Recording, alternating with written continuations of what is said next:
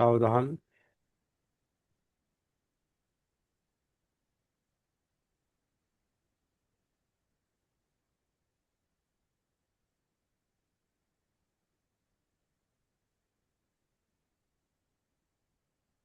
धम्मट्ट वग्गो.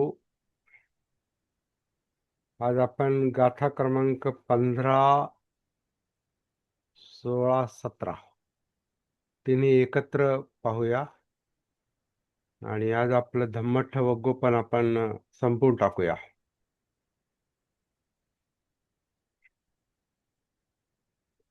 एक गोष्टीची जरा पूर्वकल्पना देणं गरजेचं आहे. आपण धम्मपदाचा अभ्यास करतो किंवा कुठल्याही सूत्राचा अभ्यास करतो, कशाचा अभ्यास करतो आपण आपल्या विषयाशी संबंधित. तर त्या विषयाचं किंवा त्या उद्देशाचं आपल्याला थोडं भान ठेवणं गरजेचं असतं. कशासाठी हे सगळं करतो? अभ्यासासाठी करतो, ज्ञान वाढवण्यासाठी करतो, की एक आता चला रोज बसायचा एक पायंडा पडलेला आहे म्हणून बसतो, वेळ घालवण्यासाठी, की आणखीन काही मोठा उद्देश आहे? त्या उद्देशाचं भान असलं पाहिजे असं मला थोडंसं लक्षात आणून द्यायचं थोडंसं. तरच या अभ्यासाचं गांभीर्य लक्षात येईल. केवळ वेळ घालवण्यासाठी, टाइमपास म्हणून जर आपण याच्याकडे पाहू, तर मग तेवढं ते काही संयुक्तिक नाही आणि योग्य नाही. धम्म हा टाइमपासचा विषय नाही. धम्म हा जीवनाशी संबंधित असलेला, जीवनाचा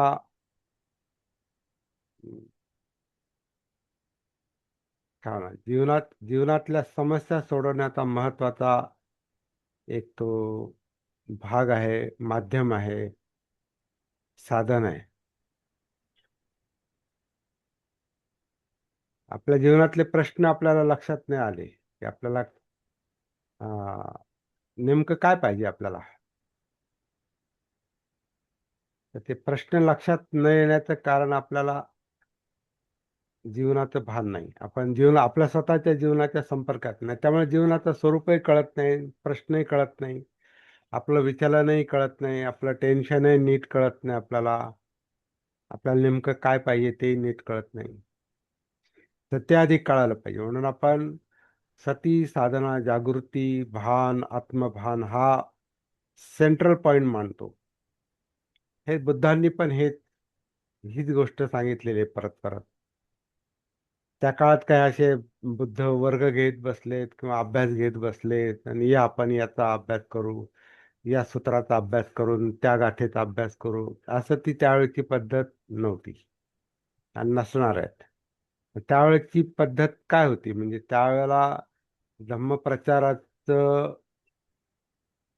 किंवा हे कथनाचं, धम्मकथनाचं काय कारण असेल, तर ते कारण म्हणजे समोर येणाऱ्या माणसाचा प्रश्न, कोणी असो, त्याचा काहीतरी प्रश्न आहे म्हणून बुद्धांचं बोलणं व्हायचं. तर कोणत्याही उद्देशाशिवाय, प्रश्नाशिवाय कोणती गोष्ट खरं म्हणजे मनापासून होत नाही. आपला काही प्रश्नच नाही, आपल्याला काही उद्देशच नाही, तर मग टाइमपासचा विषय होतो तो आपल्याला. तर बुद्धांच्या धम्माचा जो विषय आहे, त्यांच्या हयातीत पण, त्यांच्या काळात पण, तो टाइमपासचा कधीच नव्हता. समोर प्रश्न काय आहे, म्हणजे अंगुलीमाल काय म्हणतो, अंगुलीमाल काय, कोण आहे तो, अंगुलीमालाला काय असं गाथा समजावत बसले, वर्ग घेत बसले किंवा काही, बस आता मी तुला सांगतो, तुझं आता ते काही जे काही खून करायचं आणि तलवार चालवायचं ते जरा आता बाजूला ठेव, मी तुला धम्म सांगतो, असलं ते नव्हतं. ते असला प्रकार नव्हता. किंवा किसा गौतमीचा प्रश्न आहे, तुमच्या पटाचाराचा प्रश्न आहे. सारीपुत्र मोगलान पण दोन मित्र गुरुच्या कोणाच्या तरी शोधात होते किंवा कोणाला सत्य सापडलंय, तर ते दोघा मित्रांमध्ये असं ठरलं होतं, तुला जेव्हा एखादा सापडेल तर तू मला सांगायचं, असं दोघांचं एकमेकांचं ठरलं होतं. तर आधी सारीपुत्राला ते सापडलं. सारीपुत्राला बुद्धांच्या पंचवर्गीय शिष्यांपैकी एकाकडून कळालं, अश्वजितकडून. मग अश्वजितांकडून कळाल्यावर मग ते बुद्धाकडं गेले सारीपुत्र. आणि मग ते त्यांची शिकवण त्यांना पटल्यावर त्यांनी मग महामोगलांना सांगितलं. तर हे प्रवाह कसे चालत होते धम्मप्रचाराचे? प्रश्नांना धरून, संकल्प. जसं आपला काही संकल्प नसेल, काही करायचं ठरवलेलं नसेल, तर मग हा आपल्यासाठी टाइमपासचा विषय आहे. तसं नसलं पाहिजे. सिरियसली घ्यावा लागेल, तरच याचा अर्थ लागतो. ह्या गोष्टी मी स्वानुभवातून पण सांगतो.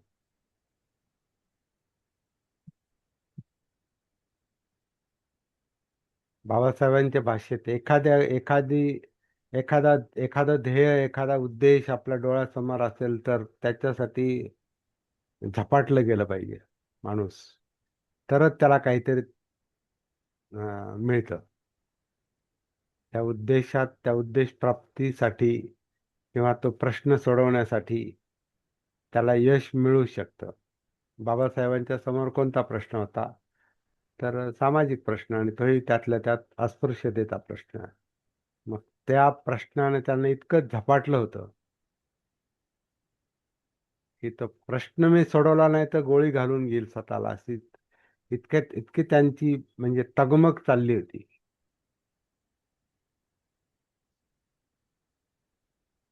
आणि म्हणून ते शब्द त्यांचे परखड आणि असे काय पोटतिडकीचे असायचे, मनापासून असायचे, आतून असायचे. तो प्रश्न त्यांनी असाच उगीच मनात आला म्हणून नाही घेतला त्यांनी हातात. त्याला त्यांनी त्यांच्या आयुष्याचं ध्येय बनवलं. तसा हा धम्माचा विषय आहे, हे मला थोडस लक्षात आणून देणं गरजेचं वाटलं, म्हणून मी बोलतोय. धम्मठमग्गाची पुढची जी गाथा आहे ती पहिल्या गाथेसारखीच आहे. पहिल्या गाथा ज्या आपण पाहिल्या, साधारण त्याचा रोख जो आहे तोच आहे. वेगळ्या पद्धतीनं बुद्ध त्यांना ते समजावून सांगतात लोकांना. कदाचित असे असेल का, हे जे मुद्दे आधी आलेत की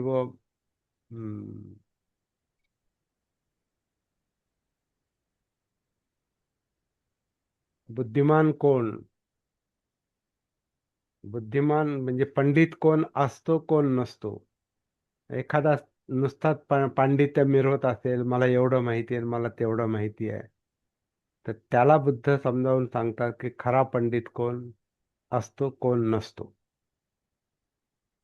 किंवा स्वतःला जो धम्मधर किंवा धम्मचारी किंवा आधुनिक याच्यामध्ये आपण बौद्धाचार्य म्हणतो, तर जणू काय बुद्ध आपल्याला सांगतील खरा बौद्धाचार्य कोण आणि खोटा बौद्धाचार्य कोण. तर आता हा बौद्धाचार्य हा शब्दच फार मोठा आहे. आचार्य आहे तो.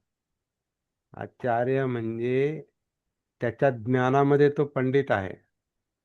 त्याला जे लोकांना सांगायचं त्याचा तो आचार्य आहे, म्हणजे त्या विषयामध्ये तो पंडित आहे. आणि मग तो आचार्य बनतोय. बौद्धाचार्य म्हणजे बुद्धाची शिकवण तो लोकांना सांगतोय. बौद्धाचार्याचा लग्न लावण्याचा, नामकरणाचा, सामाजिक कार्यक्रम घेण्याचा आणि बाकीच्याचा तो सामाजिक भाग म्हणून महत्वाचा आहे तो, पण तो मुख्य उद्देश नाही. बौद्ध आचार्य म्हणजे बुद्ध धर्माचं तत्वज्ञान, बुद्ध धर्माची शिकवण, दुःखमुक्तीची शिकवण हा सांगणारा माणूस तो आचार्य असतो. किंवा नुसतं दुसऱ्याने सांगितलेलं आपण फक्त लोकांपर्यंत पोहोचायचं तोही आचार्य नसतो. काही लोक असंही करतात की आपल्या गुरुची शिकवण फक्त लोकांपर्यंत पोहोचवायची, तर ते मेसेंजर आहेत ते. निरोप निरोप्या कसा असतो तसा निरोप देणारे आहेत ते. आचार्य नाही म्हणताय त्याला. आचार्याचा अर्थ जो स्वतः प्राप्ती केलेली आहे आणि तो त्याचे अनुभव सांगतो आणि इतरांचे प्रश्न स्वतः सोडवतो. तो नुसतं हे म्हणत नाही, आमच्या गुरुने असं म्हटलंय आणि याच्यात असं म्हटलंय आणि तेच करा." ते शब्द तो पोहोचवत नाही, तो अनुभव पोहोचवतो. तसा आता पंडिताला त्यांनी बुद्धांनी जणू काय सांगितलं, पंडित कोण असतो कोण नसतो, कदाचित कोणीतरी असा असेल जो मिरवत असेल पंडित म्हणून, तर त्याला सांगितलेलं आहे. किंवा अं, वयोवृद्ध माणसाला कधी कधी लोकांना वयाचा अभिमान असतो. लोक म्हणतात ना की माझे केस उगीच पिकले नाहीत, उन्हाने पिकले नाहीत, मी अनुभवाने मोठा आहे. असा आहे तो. मग काही वृद्धांना त्यांच्या वयाचा एवढा अहंकार असतो, अभिमान असतो, की त्या वयापोटी ते त्यांचा मुद्दा रेटत असतात. वयामुळे शहाणपण नाही येत, वयामुळे ज्ञान नाही येत. ज्ञान ही वेगळी गोष्ट आहे, शहाणपण ही वेगळी गोष्ट आहे. नाही तर मग सगळेच म्हातारे शहाणे असते, पण तसं नाही. तर अशा व्यक्तीला त्यांनी सांगितले की खरा अं, थेर कोण. थेर म्हटलं त्याला, स्थवीर, वृद्ध, म्हणजे 10 वर्ष झालेत आता भिक्षू होऊन, किंवा महाथेर 20 वर्ष झालेत, त्याच्यावरचा 20 वर्षाच्या पुढचा महाथेरो. तर नुसताच वय झालं, केस पिकले म्हणून कोणी थेर महाथेर होत नाही, अशी ती गाथा आहे. किंवा साधू, एखादा साधू म्हणून मिरवत असेल, कपडे बदलले, दाढी वाढवली, जटा वाढवल्या, आणि मी साधू आहे असं कोणी म्हणत असेल, तेव्हा त्यालाही बुद्धांनी समजावून सांगितलेलं आहे की जो फसवतो, मत्सरी आहे, ईर्ष्या करतो, नुसता बोलतो,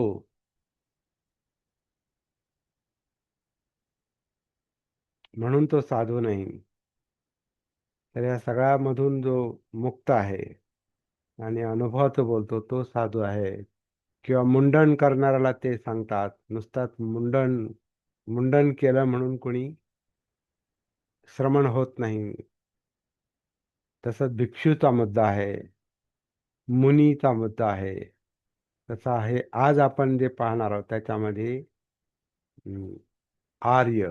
आता हा आर्य आणि अनार्य हा एक फार गाजलेला मुद्दा आहे इतिहासामध्ये. आता आर्य हे विशिष्ट लोकांचा जातीवाचक मुद्दा बनलेला होता पूर्वी. आर्य म्हणजे श्रेष्ठ. आणि मग एक पद्धती अशी आहे की जो जन्मानं श्रेष्ठ, विषय वरच्या जातीत जन्माला आला म्हणून तो आर्य श्रेष्ठ, अशी एक धारणा आजही आहे काय लोकांची. तर बुद्धांनी त्यांना पण एक प्रकारे परखड शब्दात असं म्हणा की झापलेलंच आहे, परखड शब्दात सांगितलेलं आहे. न तेन अर्यो होती येन पाणानि हिंसती, अहिंसा सप पाणानं अर्योती पौच्यती. आर्य कोण आहे, आर्य कोणाला म्हणावं, तर जो प्राण्यांची हिंसा करतो तरी स्वतःला श्रेष्ठ समजतो, आर्य समजतो, तर तो आर्य नाही. जो प्राण्यांची हिंसा करतो तो आर्य नसतो, आणि जो प्राण्यांची हिंसा करत नाही तो आर्य किंवा श्रेष्ठ माणूस असतो. म्हणजे आर्य ही अ, त्या माणसाची एक पात्रता आहे, लायकी आहे. श्रेष्ठत्व ही लायकी आहे. कोणी स्वतःला श्रेष्ठ समजत असेल आणि तसं दाखवत असेल, म्हणजे आर्य समजत असेल आणि तसं दाखवत असेल, तर बुद्ध त्याला सांगतात की त्या काळात कदाचित आता जे हिंसा वगैरे चालायच्या ना, म्हणजे हिंसा करणं म्हणजे आता बळी देणं. बळी देणं ही धार्मिक कृती मानली जायची. आजही काही लोक करतात. देवाला कोंबडा कापणं किंवा बोकड कापणं किंवा काही जे प्रकार करतात, तसं त्या काळामध्ये वेदांसाठी बळी, यज्ञामध्ये बळी देण्यासाठी अनेक प्राणी कापले जायचे आणि हिंसा व्हायच्या, खूप मोठ्या प्रमाणामध्ये हिंसा व्हायच्या. आणि तरी ते लोक स्वतःला आर्य समजत होते, श्रेष्ठ समजत होते. तर बहुधा तो संदर्भ आहे या ठिकाणी. जो प्राण्यांची हिंसा करतो तो आर्य नाही, तो श्रेष्ठ माणूस नाही. तर सरळ सरळ आहे, म्हणजे जो शिलांचं आचरण करतो तो आर्य आहे, तो श्रेष्ठ माणूस आहे. परत दुसरी बाजू जरा आणखीन वेगळी पण सांगितलेली आहे. एखादा माणूस शील पालन करतो, दाखवतो का मी खोटं बोलत नाही, आपण खोटं बोलत नाही, आपण काही हिंसा करत नाही, आपण शाकाहारी आहोत, आपण दारू पित नाही, आपण असं करत नाही, आपण खूप चांगला माणूस आहोत, असं जो शील करतो, शो करतो आणि शील पालनाचं ढोंग करतो, तर आणि याच्या समजा भिक्षू असेल तर भिक्षूला सांगितलंय की न शीलबत मत्तेन बाहु सच्चेन वापुन अथवा समाधि लाभेन विविधचय वि, विवि, विविच्यसयनेन वा फुसामि नेखम सुखं अपथुजनसेवितं भिक्खु विस्सा समापादी अपत्तो आसवखयं. जरा अवघड शब्द आहेत आणि थोडं अवघड तत्वज्ञान पण आहे. हे समजणं अं, थोडं अवघड गेलं मला, पण ती गाथा मला परत परत पाहावी लागली, अर्थ पाहावा लागला. कारण हे परत असं म्हणजे विपर्यस्त पण वाटतं. कारण आपण शीलपालनाला बौद्ध म्हटल्यानंतर, बुद्धाच्या मार्गावरचा म्हटल्यानंतर तो शीलांचं पालन करतो, बहुश्रुत आहे, खूप ऐकतो, खूप ज्ञान आहे आणि समाधीसाठी प्रयत्न करतो, त्याला समाधीचा लाभ होतो किंवा एकांतामध्ये राहतो. तर ह्या गाथांचा अर्थ असा आहे की हे केवळ म्हणजे भिक्षूंना सांगितलंय, केवळ शील पालन केल्यामुळे, व्रतवैकल्य केल्यामुळे, शीलबत, बत म्हणजे शील म्हणजे शील पालन, बत शीलबत, बत म्हणजे व्रत म्हणजे कर्मकांड. केवळ शील पालन केल्यानं आणि कर्मकांड केल्यानं, बाहुसच्चेन म्हणजे खूप ऐकून वाचून, आजच्या काळामध्ये वाचून, त्या काळामध्ये ऐकून शहाणे व्हायचे लोक, ज्ञानी व्हायचे. गुरु शिष्य परंपरा होती तेव्हा, पुस्तकं नव्हती तेव्हा, ऐकून लोकांना ज्ञान मिळायचं. म्हणून ते असं म्हटलेलं आहे, बाहु सच्चेन, बहुश्रुत. बहुश्रुत म्हणजे खूप ऐकून, आणि आधुनिक याच्यामध्ये खूप वाचन केल्याने, अभ्यास केल्याने तो त्याला माहिती होते, किंवा तो त्याला समाधीचा लाभ झालेला आहे. आता समाधी म्हणजे चित्ताची एकाग्रता अशा या अर्थाने. पण चित्ताची एकाग्रता ही चोरांची पण असते. चित्ताची एकाग्रता ही एखादा फ्रॉड करणाऱ्याची पण असते. जो शांतपणे डोकं चालवून एखादं प्लॅनिंग करतो, एखाद्याला फसवण्याचा प्रयत्न करतो.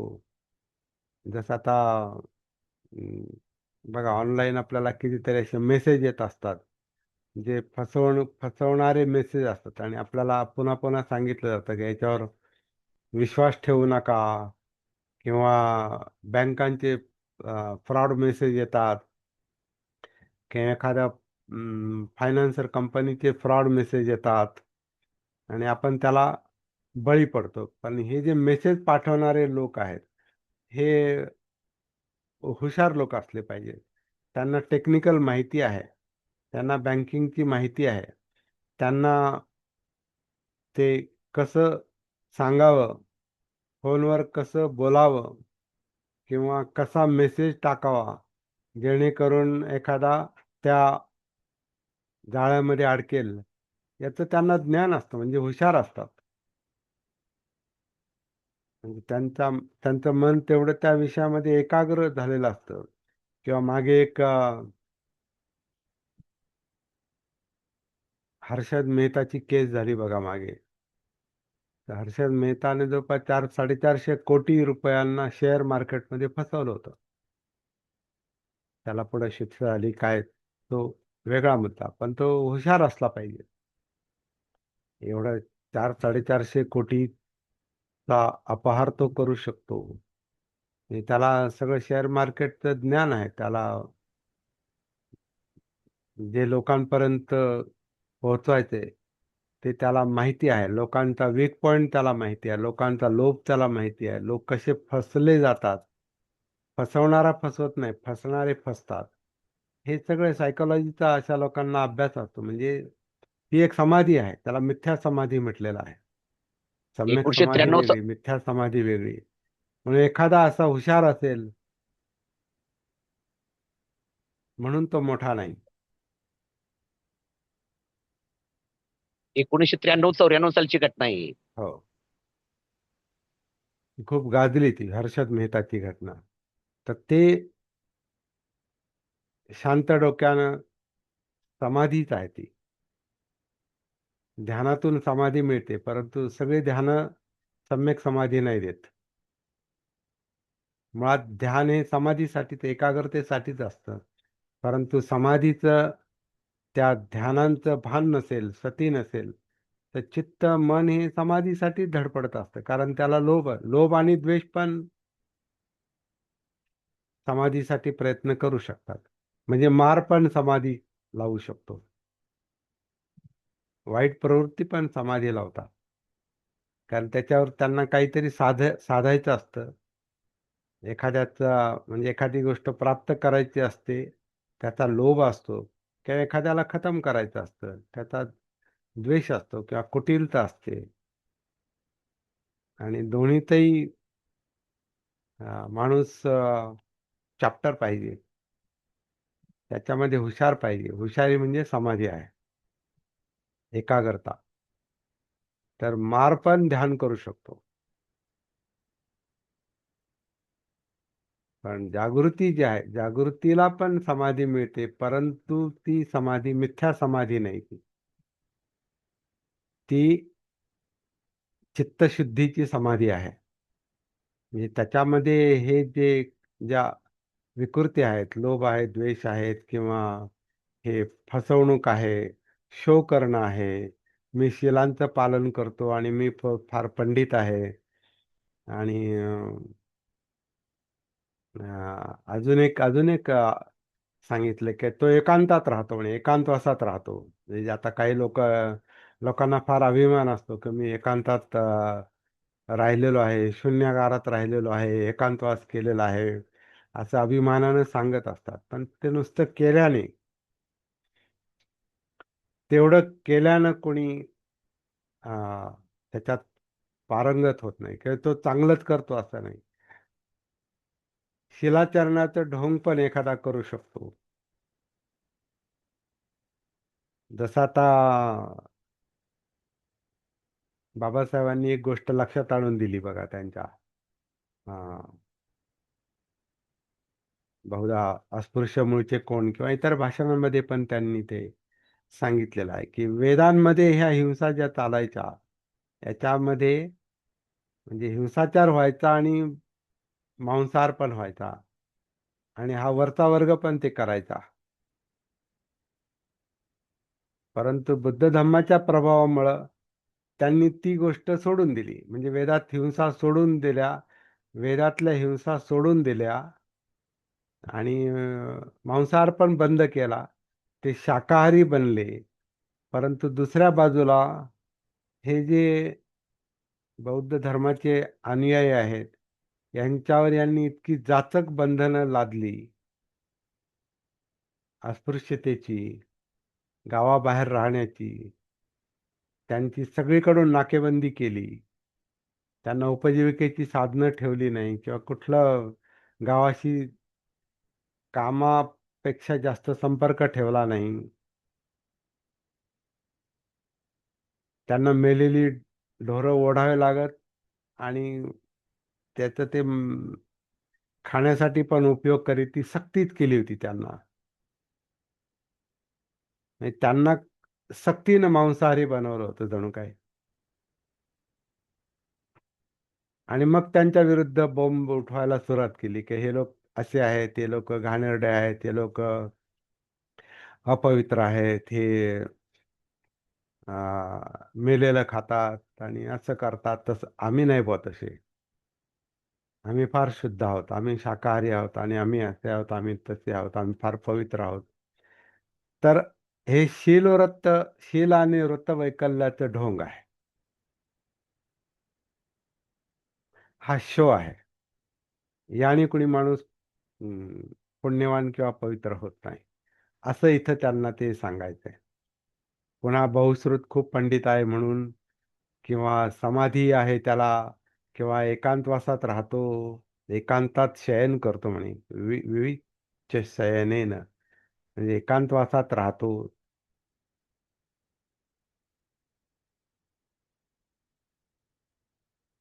पुढच्या गाथेत त्यांनी असं सांगितलेलं आहे की जे सामान्य लोकांना जे मिळत नाही, अपथुत जनसेवितं, जे सामान्य लोक आहेत त्यांना जे जे सुख मिळत नाही, ते एखाद्याला मिळत असेल,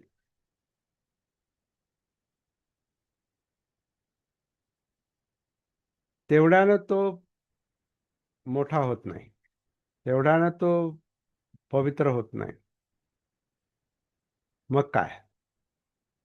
तर भिक्खू विसा समापादी अपत्तो आसवखयं, जोपर्यंत स्वतःच्या चित्तातले मल नष्ट होत नाहीत.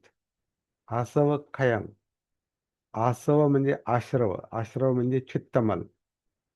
आपल्या चित्तातले, मनातले आश्रव, चित्तमल जोपर्यंत नष्ट होत नाही, तोपर्यंत तुला काही प्राप्ती झाली असं समजू नको, असं भिक्षूला सांगितलेलं आहे. असा विश्वास ठेवू नको तुला फार प्राप्ती झाली.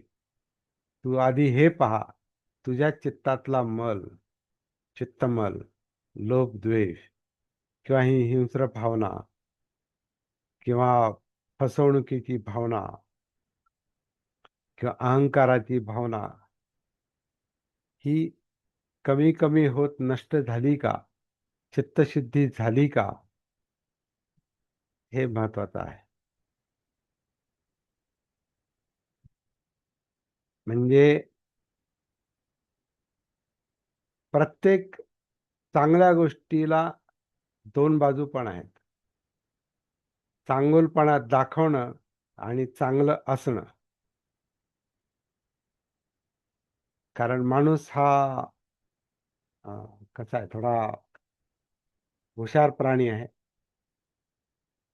आणि हुशार प्राणी हा ऍक्टिंग पण करतो, शो करतो, दाखवतो. आणि हे आपण आजूबाजूला पाहतो. सेवाभाव दाखवला जातो आणि मग सेवेचं मार्केटिंग केलं जातं. सेवेचं से सेवाभावाची अशी जाहिरात करायची का मी तुमची सेवा करतो. आता मला मी तुमची सेवा करतो, किंवा तुमची सेवा करण्याची मला आणखीन संधी द्या. आणि मग काय करा, मला मोठं करा. विशेषतः राजकारणामध्ये हे चालतं किंवा धर्मकारणामध्ये पण हे चालतं. आम्ही तुम्हाला असं असं करतो, तुम्ही आमच्या धर्मात या. आम्ही तुम्हाला फॅसिलिटीज देतो, शिक्षण देतो किंवा तुम्हाला नोकऱ्या देतो, पैसा देतो. पूर्वीच्या काळामध्ये तर फार स्वस्तामध्ये विकले जायचे लोक, विशेषतः आपल्या समाजातले लोक. याचं मोठं उदाहरण म्हणजे आमचा नगर जिल्हा आहे. त्याचा उल्लेख बाबासाहेबांनी पण 36च्या भाषणात केलेला आहे.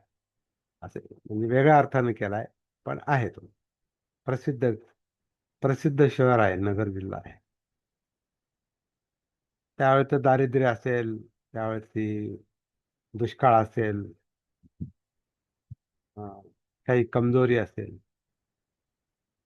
पण अशा प्रकारचं सेवेचं मार्केटिंग झालं आणि धर्मप्रचार पण झाला आणि मग त्यांची एक वेगळी आयडेंटिटी पण त्याच्यातून तयार झाली. तसा शो पण केला, सेवेचा शो पण केला जाऊ शकतो, सेवेची जाहिरात पण केली जाऊ शकतो. आणि म्हणून आपल्याला आपलं भान पाहिजे, आपल्याला आपली सती पाहिजे. कोणी आपला उपयोग तर करून घेत नाही ना. इस्तेमाल करणं त्याला हिंदीमध्ये जो शब्द आहे, कोई इस्तेमाल तो नहीं कर रहा है हमारा. त्याचं इस्तेमाल करणारे अं, फार हुशार लोक असतात. फार प्लॅनिंग करून ते अं, सेवेचा सेवेचा शो करतात, शिलाचरणाचा शो करतात, पावित्र्याचा शो करतात, पांडित्याचा शो करतात, समाधीचा पण शो करू शकतात. आजकाल जेलमध्ये असलेले काही साधू संत बुवा ते त्यांना समाधीचे मानले जातात, समाधीचे गुरु, समाधी सांगणारे, धर्म सांगणारे. तर दोन बाजू असतात, पण त्यातली जी चकवेगिरी आहे, फसवेगिरी आहे, ही सामान्य माणसाच्या लक्षात येत नाही, म्हणून त्यांना पुथुज्जन म्हटलेलं आहे. सामान्य लोक आहेत ते. सामान्य म्हणजे भानावर नाहीत, सतीमध्ये नाहीत, किंवा ती पात्रता नाही, ती ओळखण्याची क्षमता नाही, ती बुद्धिमत्ता नाही, ते ज्ञान नाही. आणि अशा लोकांना फसवलं जातं. आणि बाबासाहेबांची जी जनजागृती होती ती अज्ञानी लोकांना ज्ञानी बनवणं आहे. ज्यांच्यामध्ये सामर्थ्य नाही त्यांच्यामध्ये सामर्थ्य निर्माण करणं आहे. जे शिलाचरण करत नाही त्यांना शिलाचरणासाठी प्रवृत्त करणं. म्हणून ते सांगायचे की नीट राहा, चांगलं राहा, मेलेली ढोरं ओढू नका, मृत मांस खाऊ नका, गावची जी काही हमाली करतात आणि हिनकस कामं करता गावची ती करू नका. नंतर म्हटले खेडी सोडा, शहरामध्ये या. ते हे एक म्हणजे ती जीवनशैली सोडण्यासाठी पण होतं आणि त्याच्यातून जे वाईट कामं करावं लागायची, ती त्या वाईट कामातून पण ते लोक आपोआपच थोडेसे मोकळे व्हायचे. आता असं नाही खेड्यातून शहरात आले आणि सगळे चांगले झाले. तर तिथे दारूचे गुत्ते उभे केले, तिथे जुगारी चालायच्या, तिथे हाणामारी, मारामारी. आणि मग नंतर तिथे आता मोठ्या शहरातलं झोपडपट्ट्यातलं पॉलिटिक्स वगैरे जे गावात चालतं, गावाकडं ते तिकडं पण चालतं. म्हणजे शेवटी प्रवृत्ती बदलण्यासाठी थोडंसं वातावरण बदलण्याचा एक परिणाम होतो. खेड्यातून शहरात माणूस आला म्हणजे थोडा बदलतो, पण तो म्हणून तो काही एकदम शिलाचरणी होईल, खरा शिलाचरणी असं काही नाही. तर आता इथे या गाथेमध्ये भिक्खूला हा आपण अजून एक गोष्ट लक्षात घेतोय. ही गोष्ट भिक्षूला उद्देशून सांगितली किंवा पंडिताला उद्देशून सांगितली किंवा आर्याला उद्देशून सांगितली किंवा श्रमणाला उद्देशून सांगितली, म्हणून ती आपल्याला लागू होत नाही असा आपण समज करून घेऊ नये. ती आपल्याला पण लागू आहे माणूस म्हणून. ते विशिष्ट लोकांना विशिष्ट परिस्थितीत सांगितलेली ती शिकवण असेल, परंतु ती आपल्याला पण लागू आहे.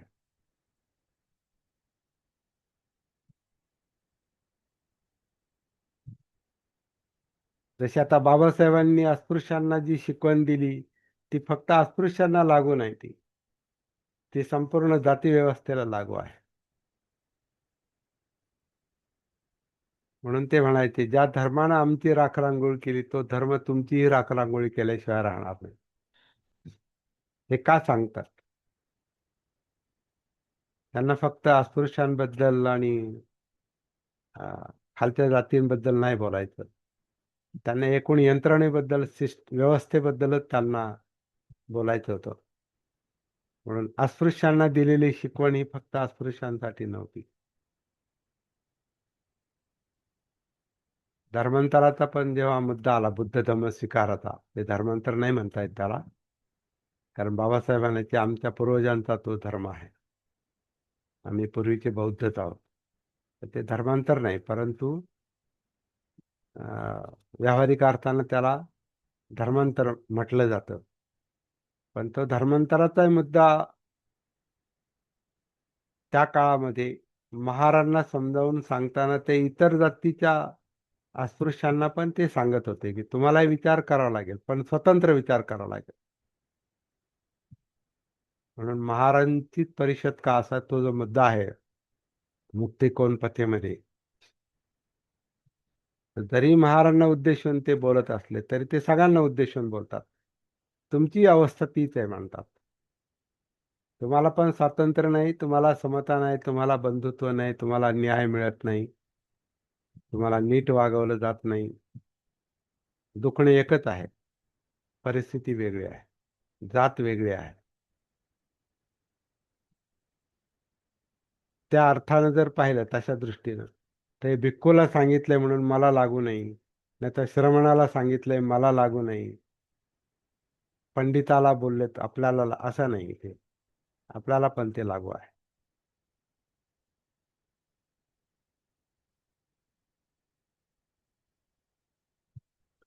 तर मुख्य मुद्दा हा सांगितलेला आहे की चांगलं वर्तन करणं हे तर महत्वाचं आहेच आहे, पण चांगलं वर्तन करणं याचा शो करता कामा, शो नाही झाला पाहिजे. दाखवण्यासाठी आपण, कोणाला दाखवण्यासाठी चांगलं नाही वागत, कोणाला दाखवण्यासाठी आपण शिलाचरण नाही करणार, किंवा दाखवण्यासाठी आपण ध्यानाला बसणार आणि एकांतवास करणार, दाखवण्यासाठी नाही, चित्तशुद्धीसाठी आहे ते. आणि चित्तशुद्धी ही चित्तानुसतीमुळे होते. म्हणजे चित्तापर्यंत आपल्याला पोहोचता आलं पाहिजे, त्याचं भान आलं पाहिजे. म्हणून कायेमध्ये उतरावं लागतं, कायेतला जिवंतपणा जाणीवा पाहाव्या लागतात, आणि सुखदुःख कळावे लागतात जीवनातली, म्हणजे प्रश्न कळावे लागतात. जसं आपण सुरुवात केली आजच्या चर्चेची, प्रश्न कळाला पाहिजे आपल्या जीवनातला, आणि प्रश्न कळण्यासाठी जीवनाचं भान पाहिजे, सती पाहिजे, आणि त्या प्रश्नाचा संबंध आपल्या चित्ताशी आणि मनाशी आहे. कारण विचलित होतं ते मन, विचलित करणारं असतं ते चित्त, म्हणजे इमोशन. हे सगळ्याची जागृती हा एक जो प्रॅक्टिकल अभ्यास आहे, त्याच्यावर आपण अजून पूर्ण लक्ष दिलेलं नाही, परंतु ते आपल्याला शिकून घ्यायचंय, ते खरं करायचंय. आणि हे काम व्यक्तिगत पातळीवर सातत्यानं चाललं पाहिजे, शोध घेण्याचं.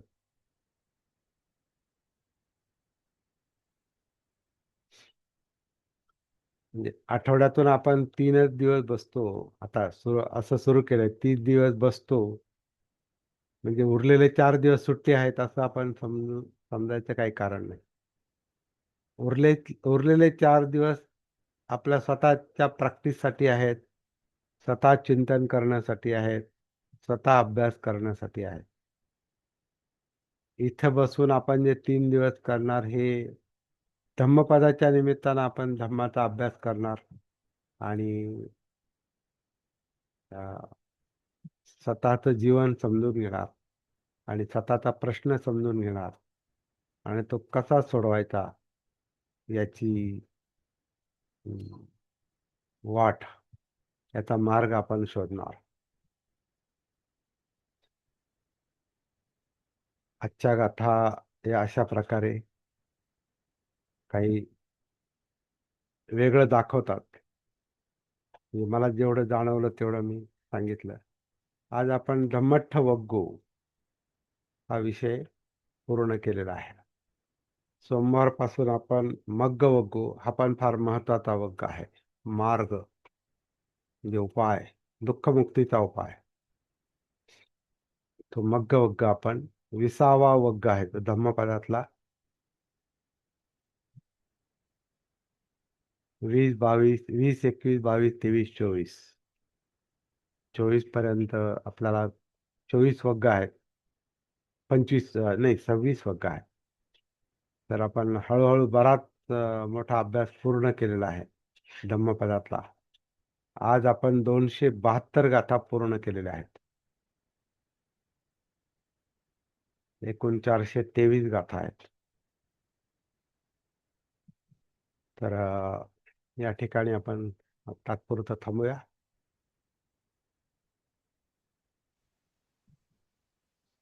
परत बोला. तुम्ही बोलत राहता आणि आम्ही अबोल होतो. म्हणजे अबोल म्हणजे मुख्य होत नाही, नाही, पण चिंतनशील होतो. आणि चालू आहे. त्यामुळं शब्द कसे व्यक्त करावेत याच काही वेळेला हे होत नाही, हम्म, शब्द सुचत नाही. हम्म, हम्म. ओके. तरी काही ना काही चिंतन मनामध्ये चालूच असतं आणि तेच महत्वाचं असतं. आधी चिंतन हे विषय समजून घेण्यासाठी चाललेलं असतं. आणि ते काम जरी झालं आपल्या पातळीवर तरी मोठं काम आहे ते. कारण त्या चिंतनातून येणारी स्पष्टता, क्लॅरिटी ही आपल्याला अं, वर्तनामध्ये उपयोगाला येते. कारण त्या चिंतनातून वर्तन घडतं आणि त्याचे आपल्याला अनुभव आले तर मग आपण आपले अनुभव इतरांना पण सांगू शकतो. मग तिथं प्रचाराचा मुद्दा आला. तर हे काम हळूहळू होणारच आहे आणि सगळ्यांनाच करायचे ते. खरं म्हणजे हे काम सगळ्यांना करायचंय किंवा असं म्हणू शकतो ते होतच नंतर. कारण माणूस बोलतो म्हणजे तो शांत बसत नाही.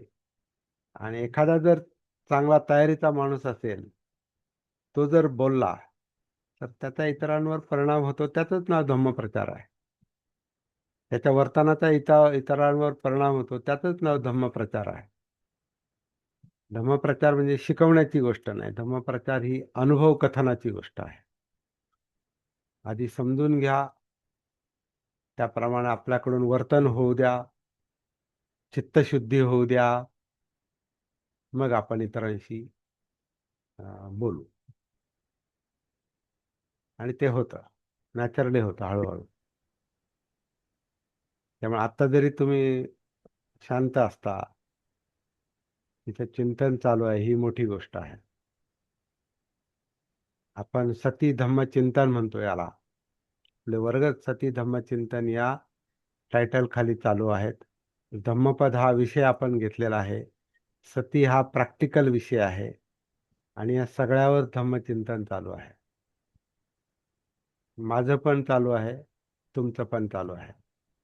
मी काय शिकवत नाही, मी पण अनुभव घेत घेत पुढे चाललोय आणि तुमच्यापर्यंत जे मला जेवढं पोहोचवणं शक्य आहे तेवढं मी पोहोचवतोय. पण तुम्ही पण चिंतन करता सगळेजण, म्हणून आता जवळपास काही लोक आता 2 महिने झाले, काही 6 महिने झाले, काही वर्ष झाले, काही 7-7, 8-8 वर्ष झाले या वर्गामध्ये बसतायत. आणि काही लोक नंतर हे रेकॉर्डिंग ऐकतायत, त्यांचे फोन येतात. तर हे काम चालू आहे. जय भीम. इंटरेस्टिंग आहे. बोला. हा. बाबासाहेब आचरणशील आणि शिरवान होते याच्यावर एक मला वाचनात एक गोष्ट आली. बाबासाहेब अखेरच्या टप्प्यामध्ये त्यांना अनेक आजार होते. अंगदुखी, सांधेदुखी, जॉईंट दुखी, जे काय असेल ते आजार होते. त्यांच्याकडे एक एक व्यक्ती आला, मी तुमच्या शरीराची मालिश करतो, पण ती मालिश करण्यासाठी एक विशिष्ट प्रकारची दारू आहे, त्या दारू तुम्ही घेऊ नका, पण मी त्या दारूच्या हे ना मालिश करतो आणि त्यातून तुमचं दुखणं बरं होईल. बाबासाहेब सांगतात मी ह्या दुखण्यात मेलो तरी चालेल, पण मी मी दारू जवळ घेणार नाही. कारण मी नेहमी ह्या माणसाच्या घराण्यात असतो. तू मालिश करून जाशील, पण तो वास जर का माझ्या अंगाला राहीलच, आणि एखाद्याने जर का वास घेतला, तर परत म्हणतील की बाबासाहेब दारू घेतात काय. मग त्यामुळं मला तुझा उपचार नको, दारू नको, काहीच नको. पण मी असेच राहीन, पण मला दारूचा स्पर्श होणार नाही एवढी मी दक्षता घेतो. हम्म. ओके.